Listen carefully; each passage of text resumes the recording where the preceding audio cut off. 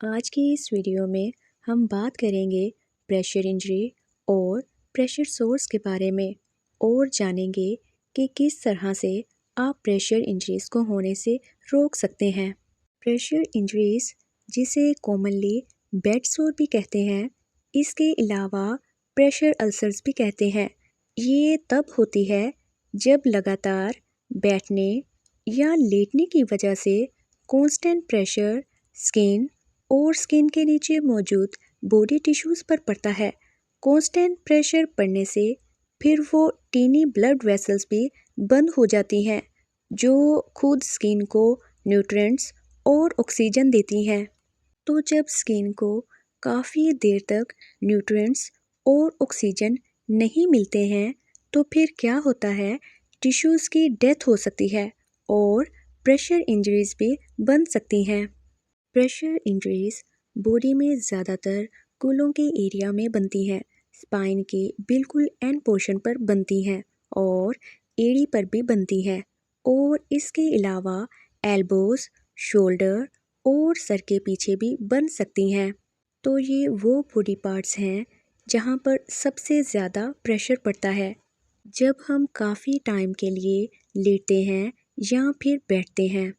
अब हम बात करते हैं प्रेशर इंजरीज़ की स्टेजेस की। ये समझना बहुत ज़रूरी है क्योंकि इससे हमें पता चलता है कि वुंड कितना सीरियस है। फर्स्ट स्टेज में स्किन रेड या डार्क हो जाती है। अगर आप उस जगह को प्रेस करें तो कलर वाइट नहीं होता। पेशेंट को दर्द, बर्निंग या डिस्कम्फर्ट फील हो सकता है। ये सबसे अर्ली स्टेज है और यहीं पर प्रिवेंट करना सबसे इजी होता है। सेकेंड स्टेज में स्किन की अपर लेयर डैमेज हो जाती है। यहाँ ब्लिस्टर या छोटा सा ओपन वुंड नज़र आ सकता है।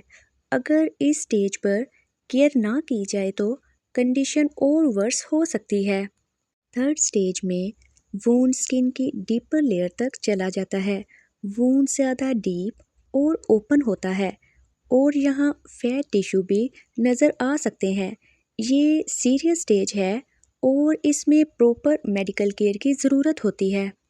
फोर्थ स्टेज ये सबसे सीवियर स्टेज होती है।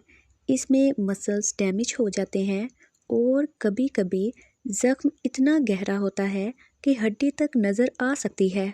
इसमें वुंड बहुत ज़्यादा डीप और डेंजरस होता है।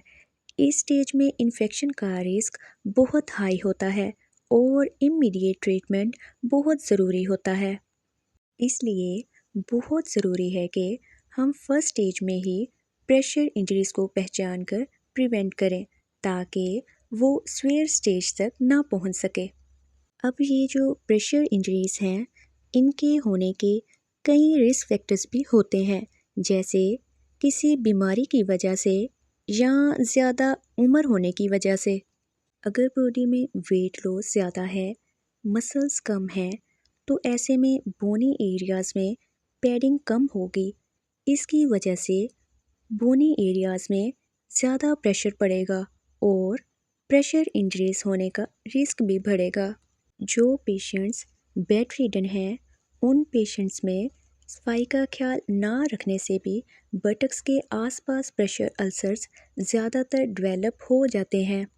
इसके अलावा डायबिटीज़ होना भी बड़ा रिस्क फैक्टर होता है प्रेशर अल्सर डिवेलप होने में।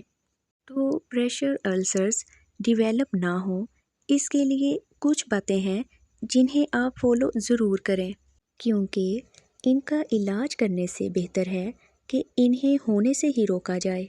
डायरेक्ट प्रेशर ना पड़े, इसके लिए चेयर पर बैठते वक्त और बेड पर लेटते वक्त पोजीशन चेंज करते रहें। कोशिश करें कि अपने बॉडी वेट को हर 15 मिनट्स में शिफ्ट करें।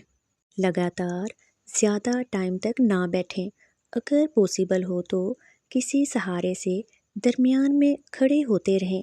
अगर आप खुद से करवट नहीं ले सकते हैं तो घर के किसी फैमिली मेम्बर की हेल्प से आप हर 2 घंटे में करवट ज़रूर चेंज करें, क्योंकि according to study pressure ulcers कम से कम 40 घंटे में बनने शुरू हो जाते हैं। करवट लेते वक्त बेडशीट से स्किन पर फ्रिक्शन कम से कम हो।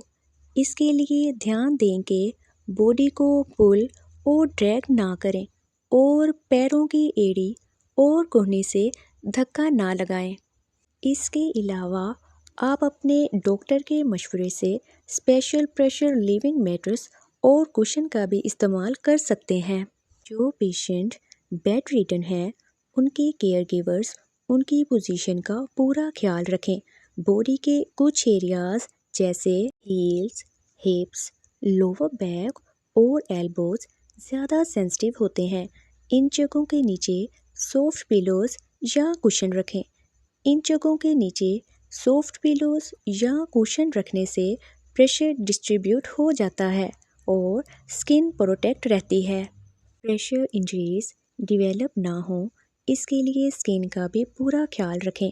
स्किन को हमेशा क्लीन और ड्राई रखें। बेड रिडन पेशेंट के लिए बिस्तर पर लेटने पर गीलापन ना रहे, यूरिन लीकेज ना हो। अगर यूरिन लीकेज की वजह से गीलापन रहता है तो ऐसे में प्रेशर अल्सर्स बहुत जल्दी बनने लगता है, तो इसलिए ध्यान रहे कि स्किन साफ और ड्राई रहे। बॉडी वॉश करने के बाद स्किन को हमेशा मॉइस्चराइज करें। क्रीम लगाकर टैल्कम पाउडर और सेंटेड सोप्स लगाने से अवॉइड करें, क्योंकि ये सभी स्किन के नेचुरल ऑयल्स को ड्राई कर देती हैं। इन सभी टिप्स के अलावा कुछ जनरल टिप्स भी हैं, जैसे बिस्तर पर लेटते वक्त बेडशीट स्मूथ हो, उस पर रिंकल्स ना हो, बेडशीट कॉटन मटेरियल की हो, खाने में हेल्दी डाइट ज़रूर लें ताकि प्रेशर अल्सर को होने से रोका जा सके, और अगर है तो जल्दी से उसकी हीलिंग हो पाए। खाने में वो चीज़ ज़रूर लें जिसमें प्रोटीन अच्छी मिकदार में हो, जैसे meat, fish, eggs, nuts, shellfish, beans, seeds, low fat दही और चीज़। खाने में ये सभी चीज़ें लेने के साथ साथ पानी भी अच्छी मिकदार में लें। इसके लिए दिन में कम से कम 2 लीटर पानी ज़रूर पिएं, क्योंकि अच्छे न्यूट्रिएंट से स्किन स्ट्रॉन्ग रहती है और डैमेज होने के चांसेस कम हो जाते हैं। अगर पेशेंट थोड़ी मूवमेंट कर सकता है तो उसे लाइट मूवमेंट या सिंपल एक्सरसाइजेस करवाना चाहिए, क्योंकि मूवमेंट से ब्लड सर्कुलेशन इम्प्रूव होती है और प्रेशर सोर्स का रिस्क कम हो सकता है। सबसे लास्ट और इम्पोर्टेंट चीज़ है डेली स्किन इंस्पेक्शन। रोज़ाना पेशेंट की स्किन को चेक करें। अगर कहीं रेडनेस, पेन या इरिटेशन नज़र आए तो फ़ौरन उस जगह पर प्रेशर देना बंद कर दें और केयर करना स्टार्ट कर दें। तो याद रखें, प्रेशर सोर्स को कम्प्लीटली प्रिवेंट किया जा सकता है अगर हम पोजीशन चेंज करें, प्रॉपर स्पॉट दें, स्किन केयर करें, न्यूट्रिशन और रेगुलर चेकिंग का ख्याल रखें।